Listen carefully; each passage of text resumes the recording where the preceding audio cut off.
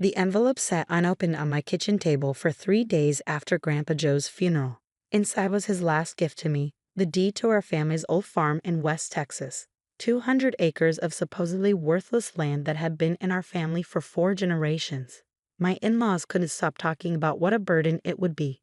My name is Sarah Mitchell, and this is the story of how my grandfather's worthless inheritance turned into a $50 million lesson in doing your homework before judging someone else's legacy.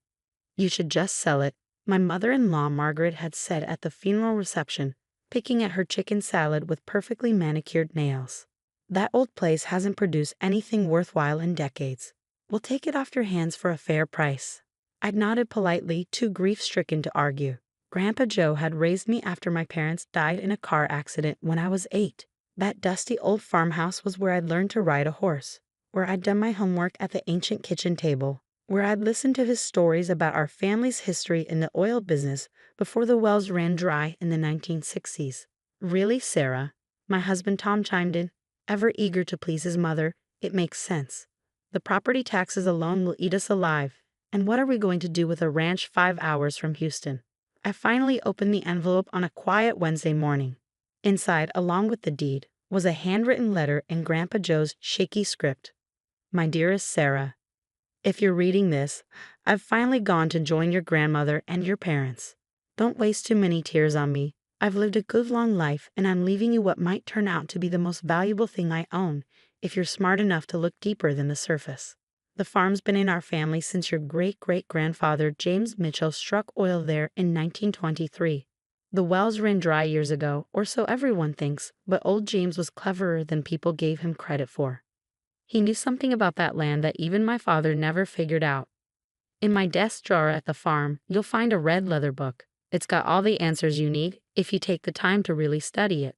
Don't let anyone pressure you into selling until you've read every page. Love always, Grandpa Joe.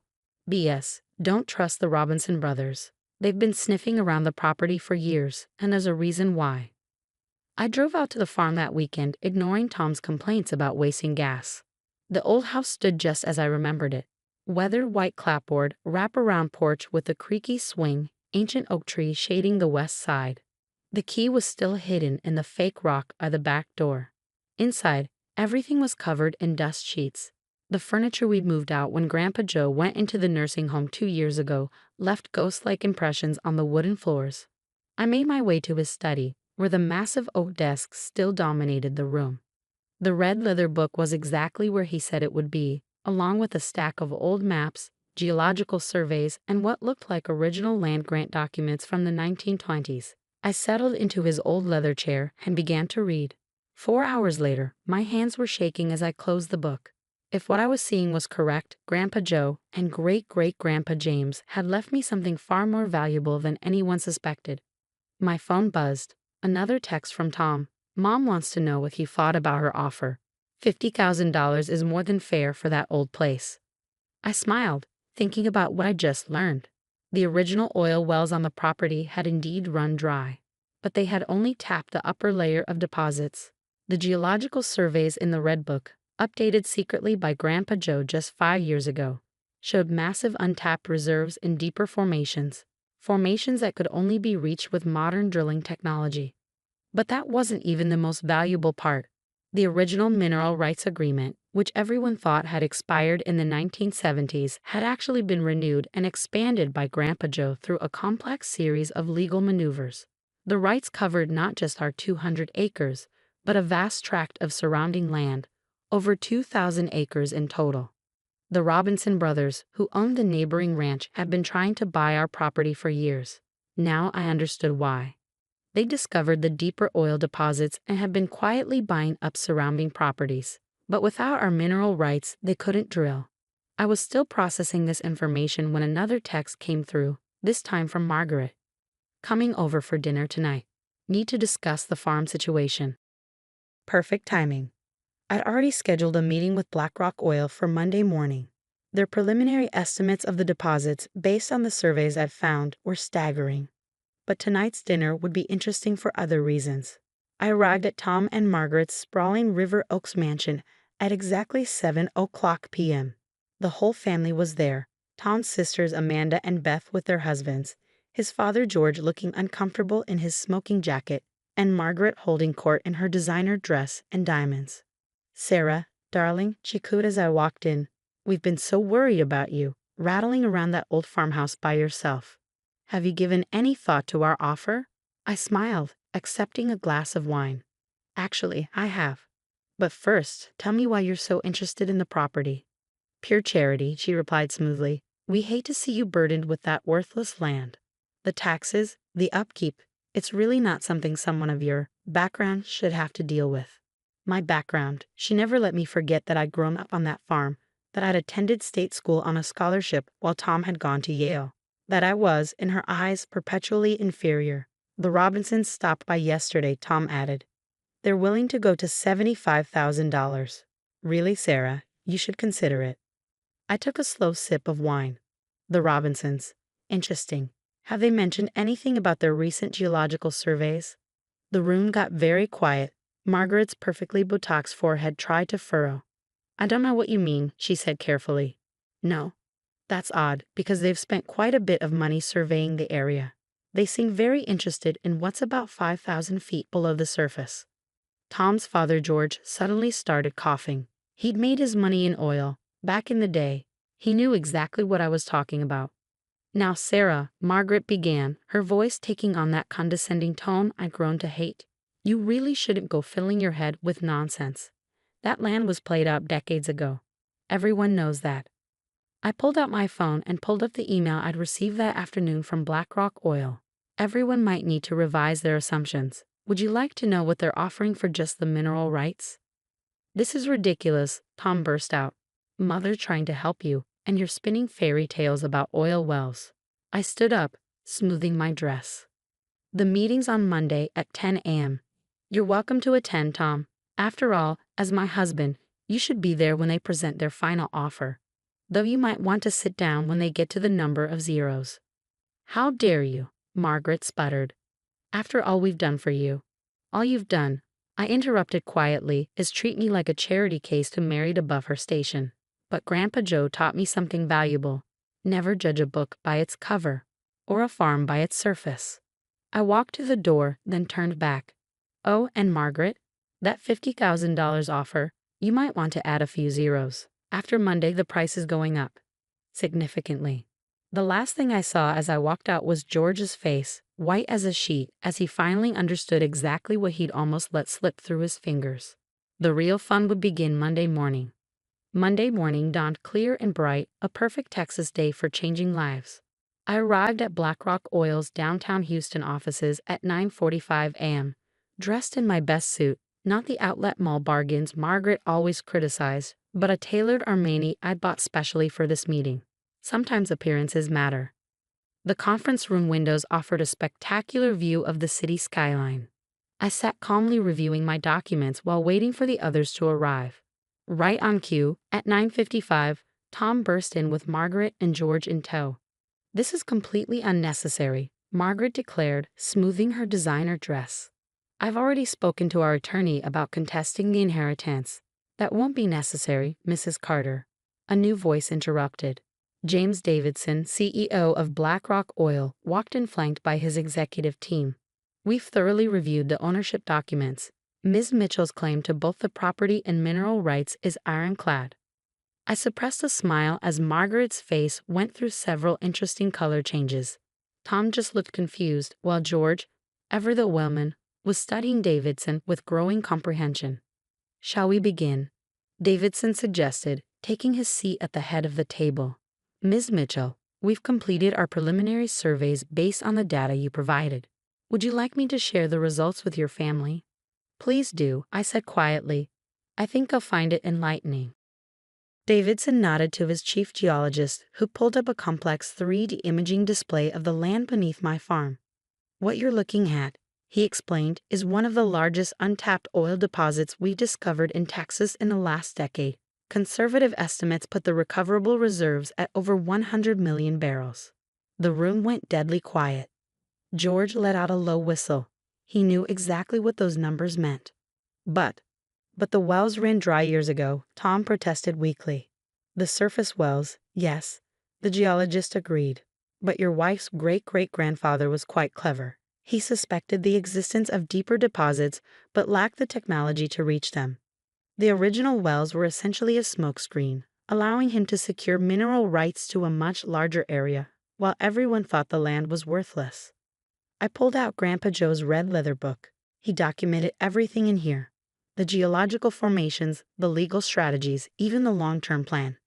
My grandfather updated the surveys and quietly renewed the rights every decade, waiting for drilling technology to catch up with his great-grandfather's vision. The mineral rights, George said slowly, how far do they extend?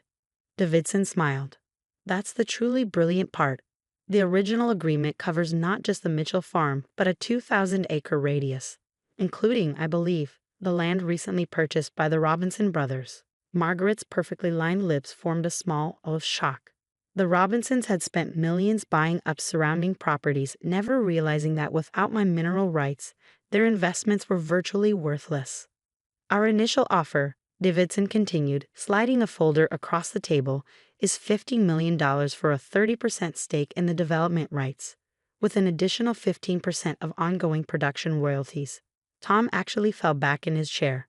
Margaret grabbed the folder with trembling hands, her eyes widening as she read the details. Of course, Davidson added, the Robinsons have also made inquiries, but we prefer to work with the actual rights holder. He smiled at me. Your grandfather spoke very highly of you, Ms. Mitchell. He mentioned you had a degree in geological engineering. Now it was my turn to be surprised. You knew my grandfather? We had several interesting conversations over the years. He wanted to make sure we'd be ready to move when the time was right. He was quite insistent that we wait until after certain events had played out. I felt tears threatening. Even from beyond the grave, Grandpa Joe had been looking out for me, making sure I'd have allies when the truth came out. This is absurd, Margaret suddenly burst out. She can't possibly manage something of this magnitude. Tom, as her husband. Actually, I interrupted, according to Texas inheritance law and the specific terms of my grandfather's will, the property and mineral rights are mine alone. Tom has no legal claim to them. I turned to my husband, seeing him clearly perhaps for the first time. Though we should probably discuss that, along with some other aspects of our relationship. The next few hours were a blur of lawyers, paperwork, and increasingly desperate attempts by Margaret to regain control of the situation. But the documentation was perfect. Grandpa Joe and his father before him had made sure of that. By the end of the day, I had signed a preliminary agreement with BlackRock, filed for divorce from Tom, and begun the process of relocating back to the farm. The look on Margaret's face when she realized she'd spent years mocking what would become a billion-dollar property was almost worth all the humiliation she put me through. Almost. The aftermath was everything you might expect. Tom alternated between begging forgiveness and threatening lawsuits. Margaret had to be escorted from my office at BlackRock when she showed up demanding to be cut in on the deal. The Robinsons tried to contest the mineral rights but quickly backed down when their lawyers reviewed the documentation. I moved back to the farm that weekend. The house needed work, but that was fine. I had plans for it. Big plans. 1 month after the BlackRock meeting, I hosted a dinner party. The old dining room had been beautifully restored, the antique table polished to a mirror shine. My guests included James Davidson, his wife, and several key members of the development team. We were celebrating the first successful test well. As we sat down to dinner, Davidson raised his glass. To Sarah Mitchell, he said, and to Joe Mitchell, who knew exactly what he was doing when he left his legacy in her hands. Later that evening, as I sat on the porch swing watching the sunset paint the sky in shades of pink and gold, I opened Grandpa Joe's red book again. A loose page fell out, one I somehow hadn't noticed before. The handwriting was shaky but clear. Sarah. By now you've discovered what the land is really worth. But that's not the most valuable thing I'm leaving you. The real inheritance is the lesson. Never let anyone tell you what you're worth. Your great-great-grandfather knew it when everyone thought you was crazy for buying this worthless land. I knew it when I watched you grow up into someone who could handle this responsibility. And now you know it too. They'll try to take it from you, of course. The Robinsons, the in-laws, maybe even Tom. But you're a Mitchell. We don't give up what's ours, and we don't let others define our worth. Make it count, sweetheart. Love, Grandpa Joe. 6 months later, the first production well went online. Standing at the site, watching the machinery pump liquid gold from deep beneath the earth, I thought about worth. The worth of land, of family legacy, of self-respect. Margaret still lives in River Oaks, though she's been notably absent from social events since the story broke. Tom moved to California with his new girlfriend. The Robinsons sold their properties at a loss and retired to Florida. And me, I split my time between Houston, where I oversee our partnership with BlackRock, and the farm, which I've restored to its former glory.